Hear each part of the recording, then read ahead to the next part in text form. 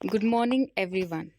I'm delighted to have this opportunity to express my views on this day of celebrating National Girl Child Day. I hope you all agree with me that daughters are the heart of the family, a glue that binds all it together, whether she's a wife, mother, or a daughter. आप सभी को राष्ट्रीय बालिका दिवस की हार्दिक शुभकामनाएं। हम इस दिन को हर उस महिला के सम्मान में मनाते हैं जो कि कभी लड़की थी। संयुक्त राष्ट्र द्वारा घोषित राष्ट्रीय बालिका दिवस को एक राष्ट्रीय उत्सव के रूप में मनाया जाता है। इसे लड़कियों का दिन का नाम भी दिया गया है और यह हर साल 24 जनवरी को मनाया जाता है।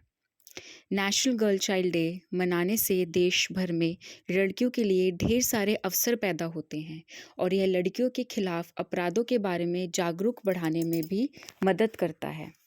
आज मैं अपनी प्रेजेंटेशन एक कोट के साथ स्टार्ट करूंगी, that is women safety is not a privilege, it's a basic human right.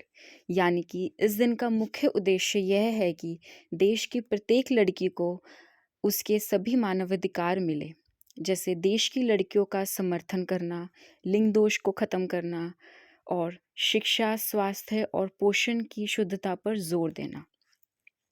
हम कुछ महत्वपूर्ण चुनौतियों के बारे में बात करनी चाहिए जिनका सामना भारत की महिलाएं अक्सर करती हैं, जैसे कि सबसे पहले gender based violence against women, लिंग आधारित हिंसा महिलाओं के विरुद्ध। जेंडर बेस्ड वायलेंस हमारे मानवाधिकारों का उल्लंघन है और यह एक सार्वजनिक समस्या है जो कि हर 3 में से एक महिला को प्रभावित करती है। इसमें घरेलू हिंसा, दैट इज डोमेस्टिक वायलेंस, यौन उत्पीड़न, सेक्सुअल हरासमेंट और मानव तस्करी शामिल है, that is human trafficking. National crime bureau की रिपोर्ट के according crime against women in 2011 is 2,28,650 and in 2021 it is 4,28,278, यानी कि इंक्रीज ऑफ 87%। तो इसीलिए जेंडर बेस्ड वायलेंस को एलिमिनेट यानी कि ख़त्म करने के लिए एक मुहिम शुरू की गई है जिसका थीम है unite, that is invest to prevent violence against women and girl. Next is street harassment यानी सड़क पर उत्पीड़न। In India women is sexually harassed every 12 minutes. Street harassments come in many forms, जैसे कि eve teasing, molestation, physical, verbal और unwanted comments. यही सब कारण है जो कि महिलाओं की सुरक्षा को कमज़ोर करती है और उनके आने जाने की स्वतंत्रता पर भी प्रतिबंध लगाती है। In India, over 80% of women have faced harassment on street. So इसी के खिलाफ आवाज़ उठाने के लिए Gurugram city have launched a campaign that is Why Are You Staring, to make street safe for women, with the host of different NGOs like Gurugram Ki Awaaz, Gurugram Moms and Rahagiri Foundation. They named this campaign as Anti-Street Harassment Week from 16th to 22nd April. Next is cyber security and online safety.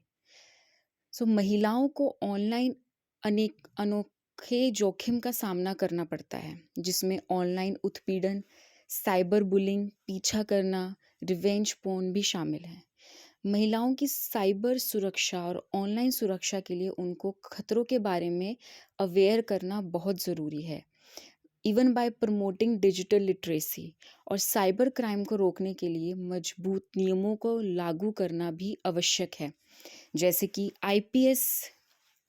IPC के तहत section 354A, 354B, 354D जैसी धाराएं शामिल हैं, ताकि in order to protect women against sexual harassment, privacy violation, and online harassment against women.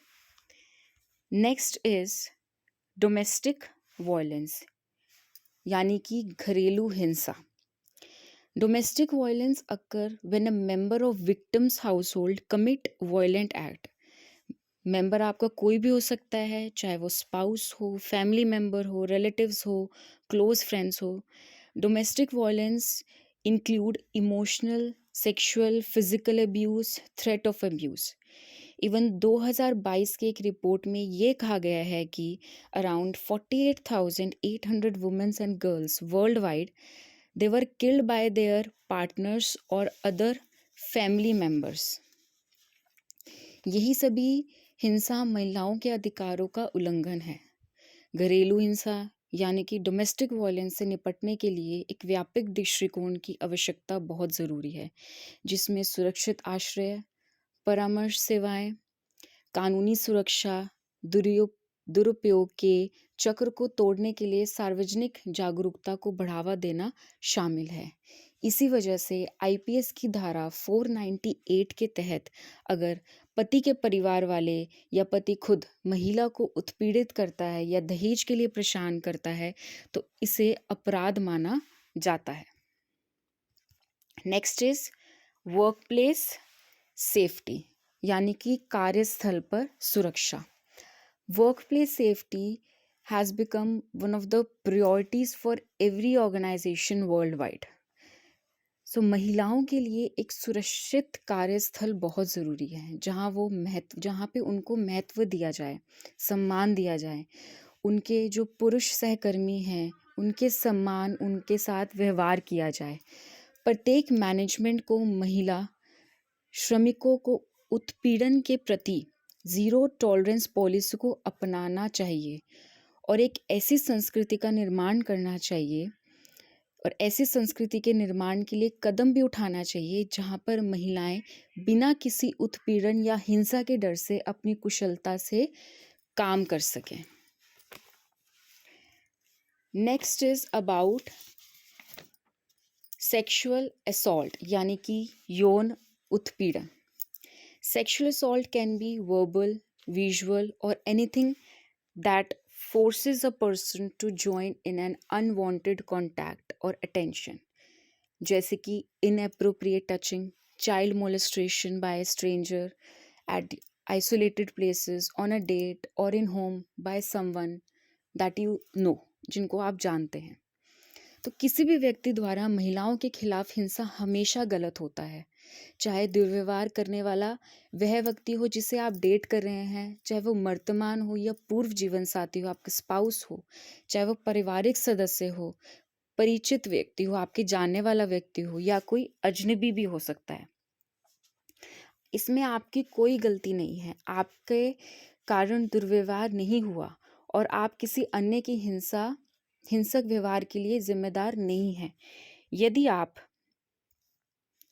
यदि आप पर या आपके किसी जानने वाले पर यौन उत्पीड़न किया गया है तो परिवार के अन्य सदस्यों और दोस्तों या सामुदायिक संगठनों से आप मदद ले सकते हैं, उनकी सहायता ले सकते हैं, उनसे कंसल्ट कर सकते हैं। दे आर डिफरेंट ऑर्गेनाइजेशंस जैसे कि national commission for women helpline, central social welfare board, all India women conference, Nirmal Niketan, Nari Raksha Samiti, Saheli, a women organisation, Shaktishalini that is a women shelter. So these are the organisation जिनसे आप help ले सकते हैं या जिनके साथ आप कंसल्ट कर सकते हैं इन सब चीज़ों के बारे में।